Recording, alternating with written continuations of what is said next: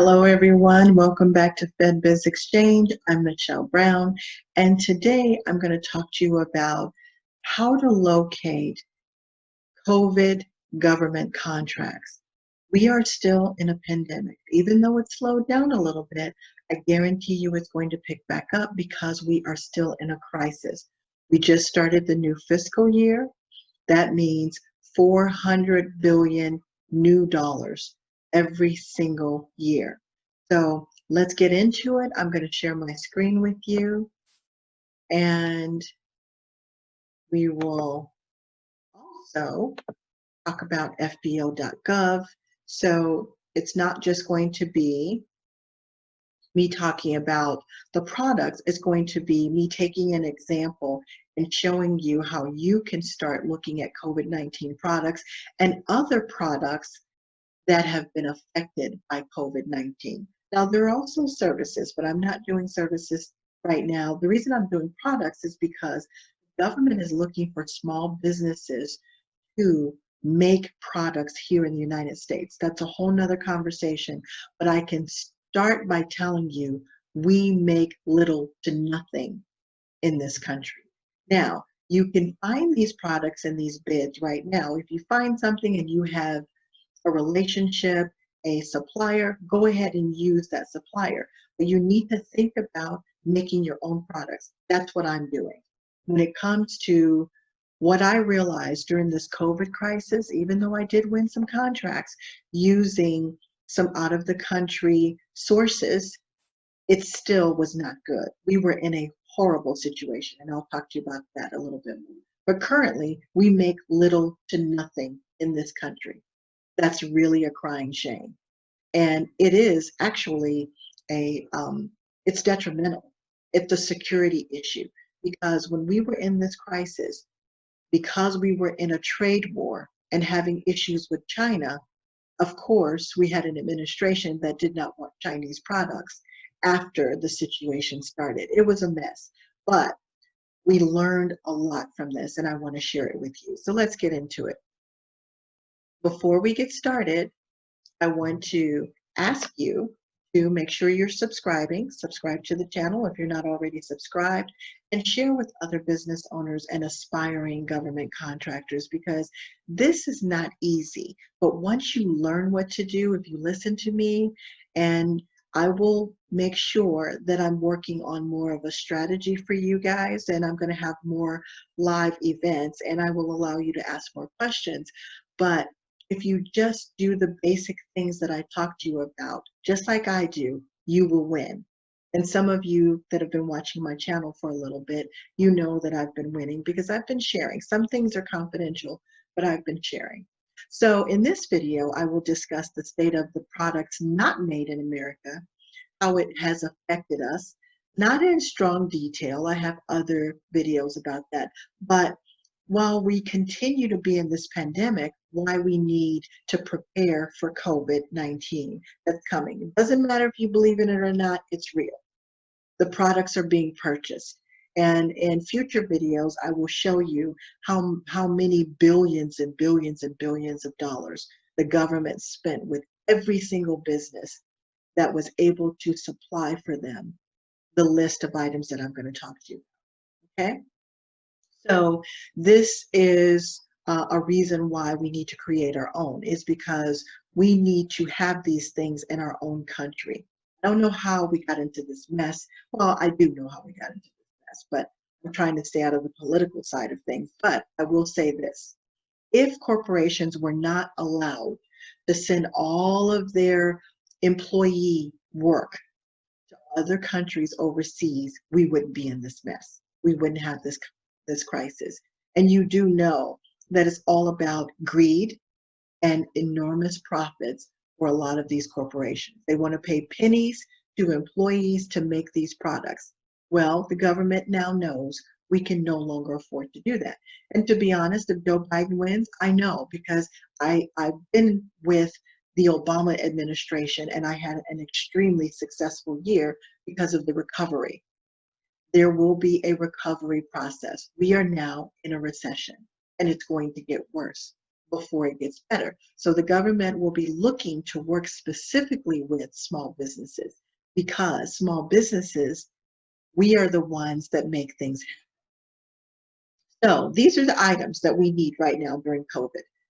Previous COVID and COVID going into the future. We're not going to be out of this mess for another 6 months, 8 months, maybe even another full year or 12 months. But nitrile gloves, all kinds.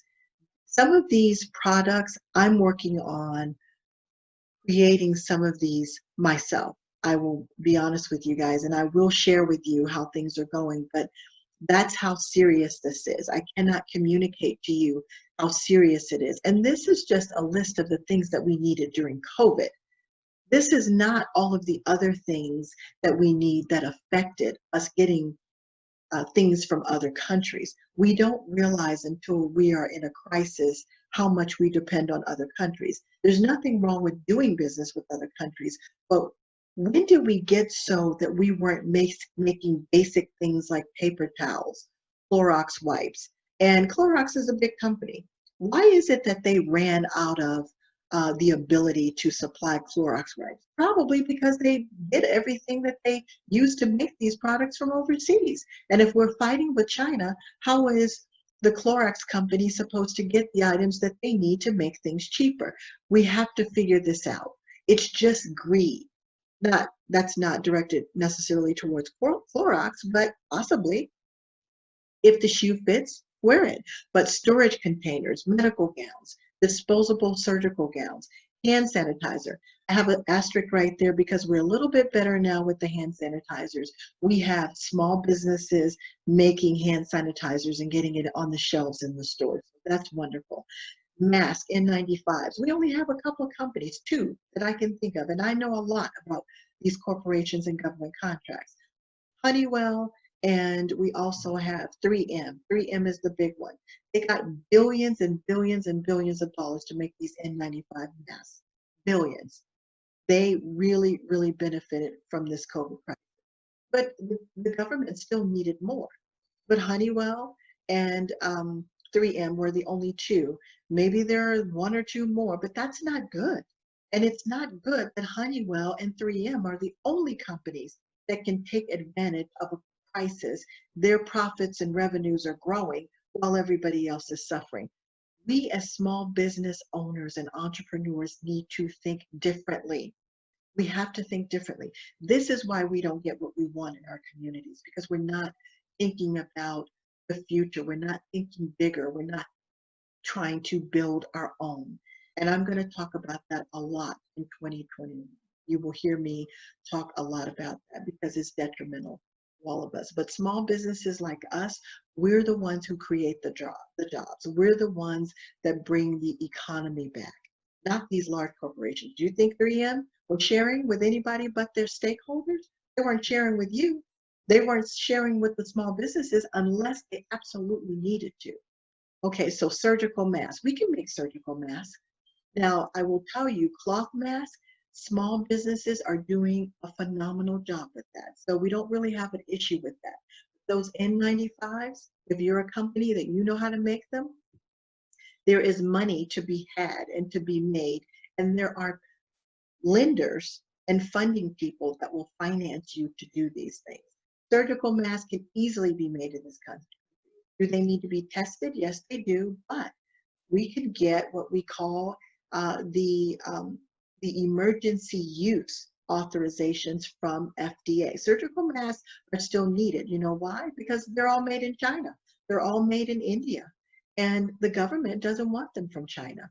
China at one point was spitting out masks that were so poorly made that other countries, not just us, we started sending them back because they were awful. So we need to make our own surgical masks, homemade rapid kits. Some of you are geniuses with laboratories and medicine and things like that. If you have a company that is based on something like that in the medical industry, you need to start making and thinking of how to make these home rapid tests, because again, they're coming from overseas. We want them made here in the United States.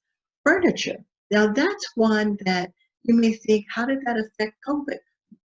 A lot of different medical types of furniture were put under the furniture category. Maybe they should have been under medical, but maybe they were put under furniture. But I also noticed that my daughter, as an example, ordered a couch that she waited for 4 months, and they ended up sending her money back because they could not get that couch made. It was overseas. Everything that we do in this country is affected by our partners overseas. And again, I'm not against totally working with them, but I am against the jobs being overseas. I am against us not making our own products. We need to make our own stuff. You know what other word I want to use, but we need to make it here in the United States. And the sooner you get busy thinking like that, do what you need to do now. Make your money now, but that should be part of your strategy. It certainly is part of my strategy. And then, so furniture of all different kinds. COVID curtains. Who ever heard of COVID curtains? Even I hadn't heard of COVID curtains, but it's just regular curtains for some of the hospital facilities. I shouldn't say regular, but they look like hospital curtains. But on the buses for the school kids, they need COVID curtains. I looked this up because I was going to bid on some of these. Could hardly find anybody that did that. This is something easy to make. I sew, but I don't want to sew COVID curtains. Could I go and get a person or a manufacturer to make these for me? I certainly could. They're easy to make, but I need to think about how do you install those. Okay, so how do you put those on the bus? And will I have that part of it, or will I just sell the curtains? So you need to think about things in that way. Medical beds, they needed a number of beds because they were making makeshift hospital areas in all of the different states. I don't think that's going to happen again, but the hospitals need all kinds of things, and the government is giving them the money. In most cases during COVID, the government was buying for the hospitals. And then you should also think about the Veterans Administration. Oh my God, there's so much money they would spend. That's who I do most of my business with, is the Veterans Administration and DOD. I love the Veterans Administration and I love DOD. And I'm going to talk to you guys about how to go to DOD's website specifically to start working with DOD, because they buy everything for the Army, for the Navy, for the Air Force. So you need to start thinking about these things. Medical kits. We still need medical kits. Pallets. Now, some people may be thinking, why do we need pallets? Because pallets are the means for delivering all of these products. The government buys these pallets because they want to keep these pallets in their facilities with a lot of storage items. That's how and I know a lot about DOD because that's who I do a lot of that's where I won at least 2 of my biggest contracts with clients. So these pallets, it only makes sense that they would need these. They're going to need these in the future because now people are stocking up. When I say people, I'm talking about corporations and government entities. They're stocking up. Batteries. Who would think that we would run out of batteries? Batteries are a problem. We couldn't get enough of them. They still need lots of batteries. USB cords. That's a problem. Face shields and goggles. We are making face shields in this country. Some companies are even making goggles. Some companies, some of these mid-sized companies, they've been on it. As soon as they saw that there was a problem, they started creating some of these items. Some companies actually took their manufacturing facilities and turned them into making hand sanitizer.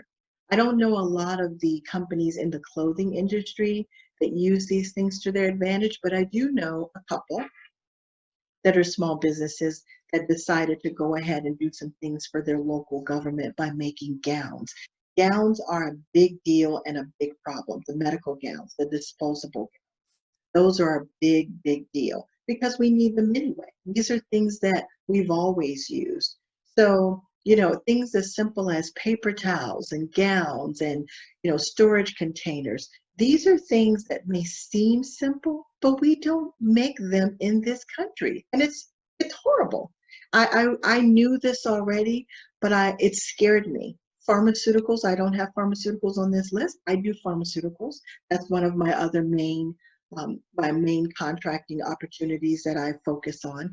But pharmaceuticals, we're a mess. We only do barely 15% of our own pharmaceutical drugs in this country. Everything else, and I'm being generous by saying 15%. It's probably more like 90. Everything else comes from China and India. It's horrible. So this is the list. These are the things you need to think about. And this list is not all inclusive because, as I said, I did not include pharmaceuticals. I also did not include a lot of things like our everyday products that were affected because of COVID. But if we made them here in this country, we would have them. And storage containers was an example of that. I was doing some bids on storage containers, could not find any here in the country. And if they made them here in the country, the process was slowed down because the material came from overseas. It's just very serious, but it's a wonderful, amazing opportunity for us as small businesses if you are an entrepreneur. So now let's go to FBO.gov just to find some specific opportunities using keywords. And I decided, because a lot of the COVID medical things have slowed down for now, but they're going to pick back up towards the end of this year. I would say December, January, especially if we have a new administration. I am telling you, there's going to be so much opportunity for small businesses if we have a new administration. Not that we were cut out of the process for this current administration. Don't get me wrong, but the recovery process and strategy is completely different. And I like the idea of a recovery because we are in a recession, because it means that more of the focus will be on small businesses. Right now, we're just trying to participate in the game. But if you don't know the game, nobody's looking for you. Right now, everybody's just desperate to find things. So if you show up, fine. But when there's a recovery, they're looking for you. I mean, really looking for you. So let's go ahead and go to FBO.gov. I'm going to use furniture as my example. Okay, let me just make sure that you can see my screen, my FBO screen. I also need to check just to make sure. I put mirrored on here, so it should show me everything that you can see. So as we go through FBO, I'm going to go ahead and click on FBO. I walked you through this process before, but I'm going to use furniture as an example. And the reason I'm going to use furniture is because that's something that we need no matter what. I'm going to click on Search Current Opportunities, and I'm going to use furniture, but I'm going to do this from the perspective of keywords. Now, the reason I want you to do this from a perspective of keywords is because you need to look at any furniture opportunities or whatever keywords you use, I should say. You take that opportunity that you find and you go into that opportunity to look for the words that they're using. You look for the PSC codes that they're using. You look for very specific things. And the reason you look for the NACE code that they're using.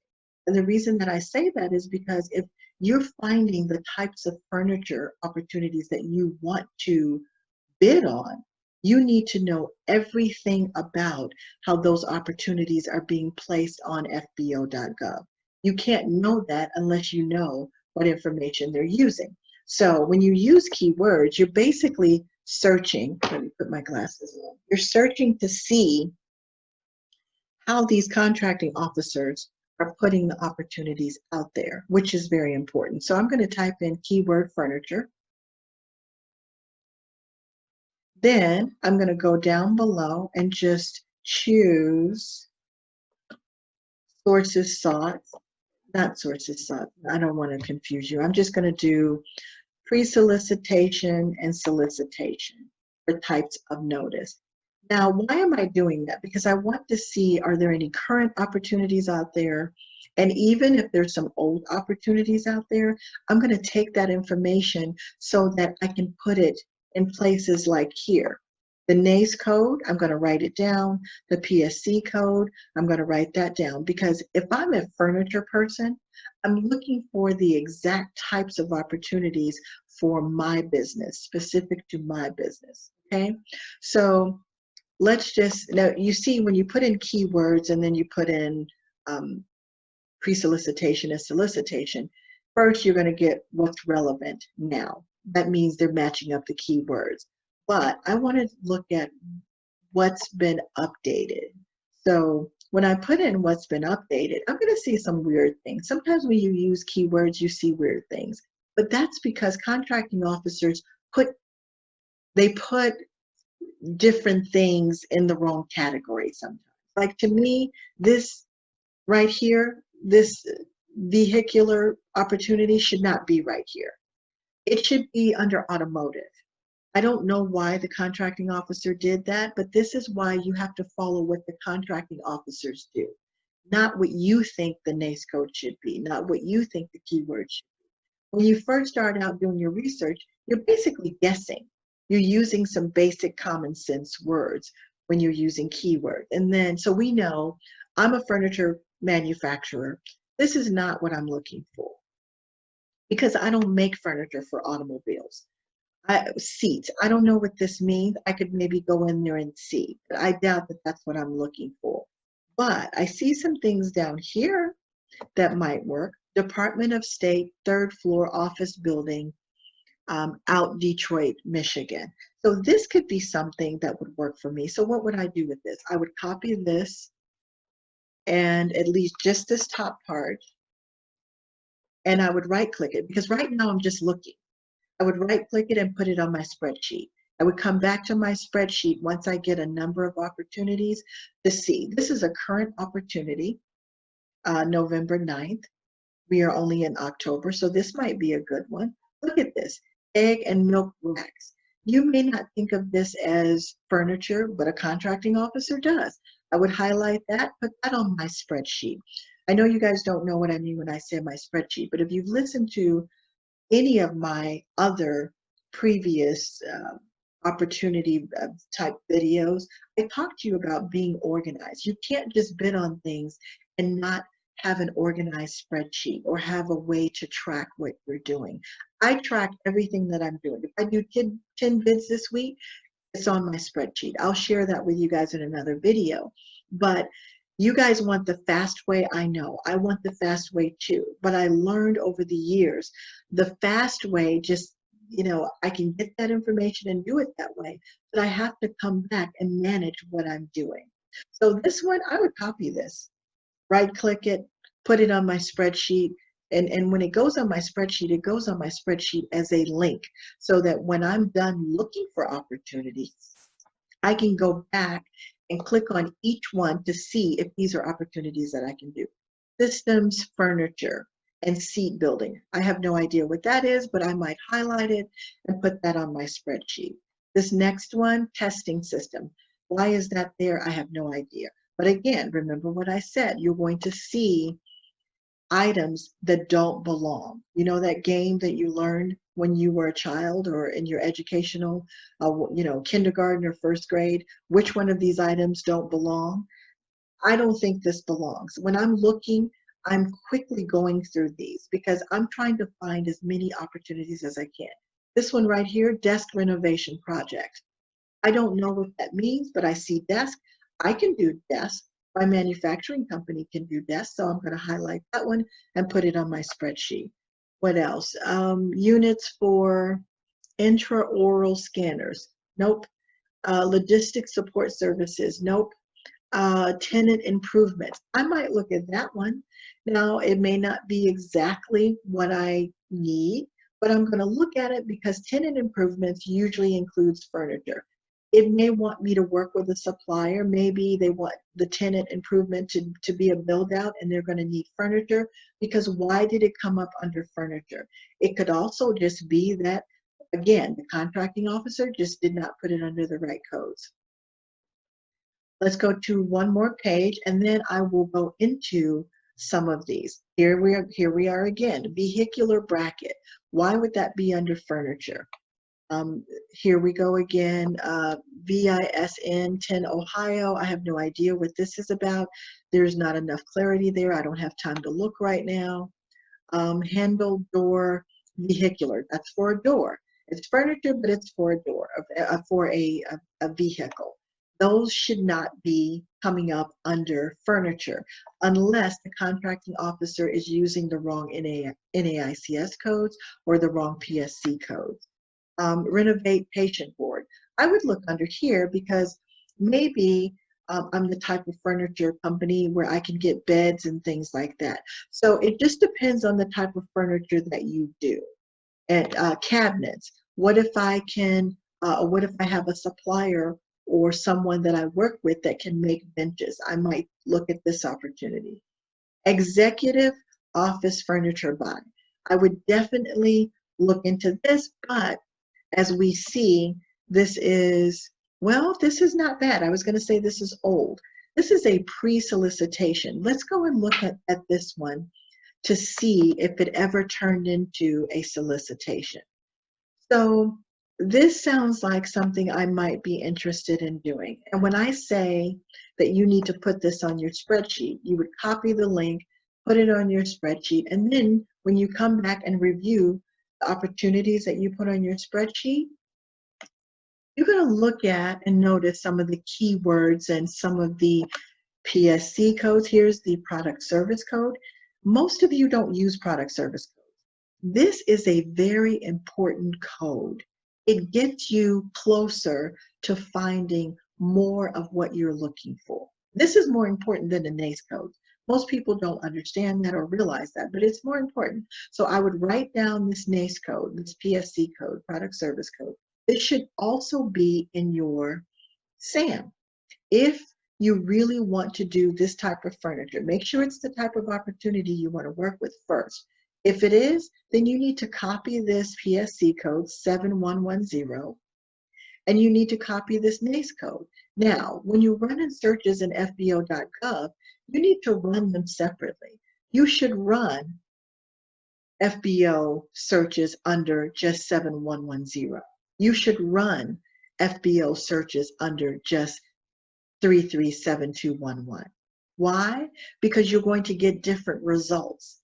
These two are not synonymous, meaning they're not always going to be together.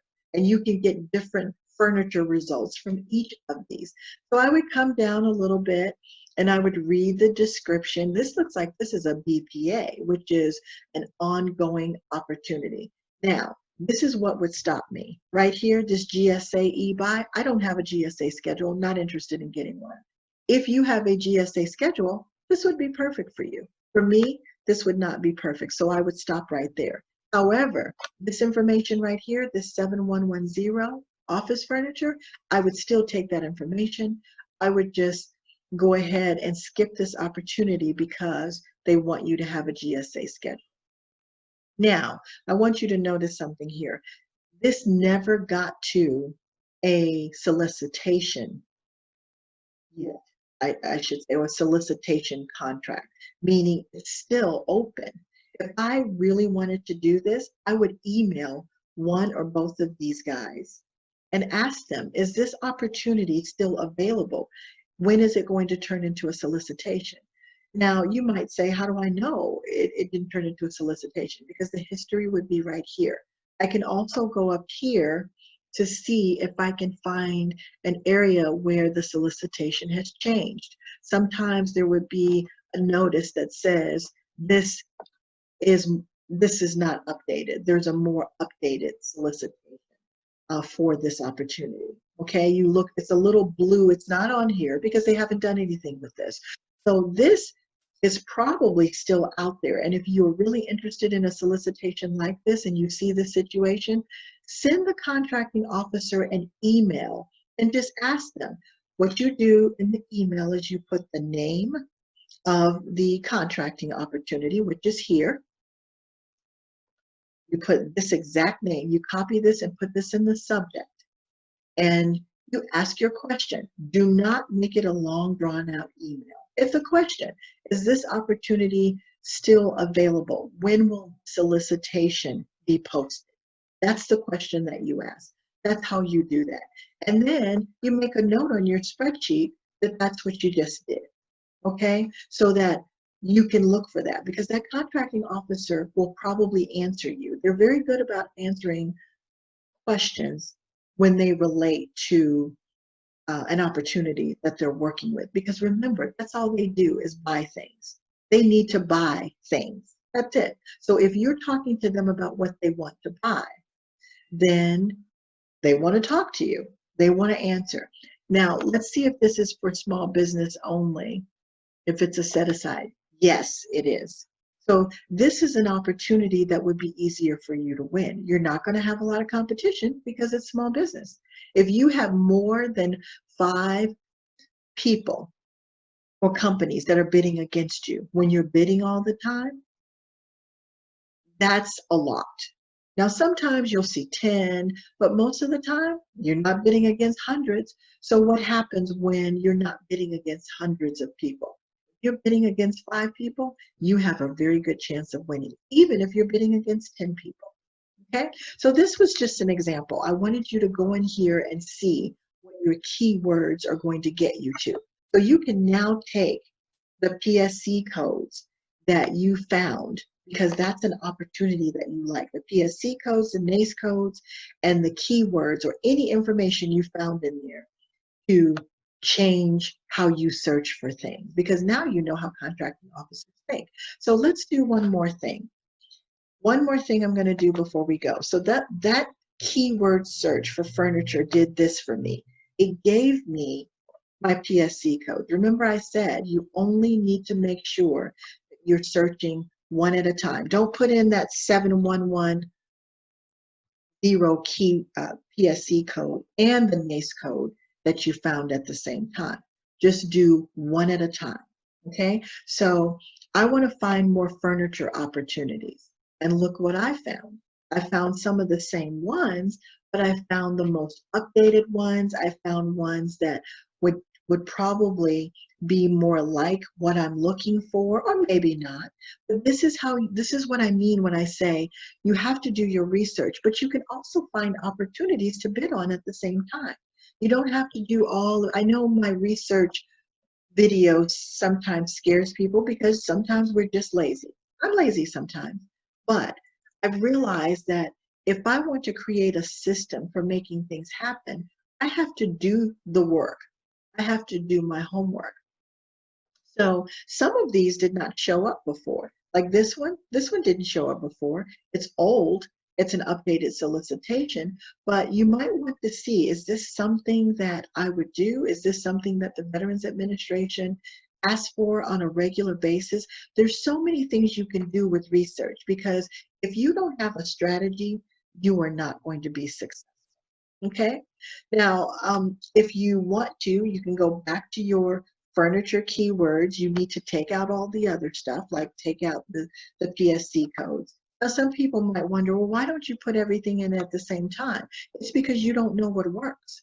You have to know where you're going to find most of your best opportunities. You figure that out by using keywords. Now, me, I use both. I might wake up, and get to work and do all 3. I might do a keyword search. I might do my PSC code search. I might do the NAICS code search, but I can win doing all of those. And I can find my best opportunities doing all of those. You shouldn't have to, but that's just the way it is. Okay? And that's the end of what I want to show you guys for today, but I want to make sure that you understand that you can do all of these things if you want to. You just have to make sure that you're focusing on the things you need to focus on. Thank you for joining me today. I'm Michelle Brown. See you in the next video.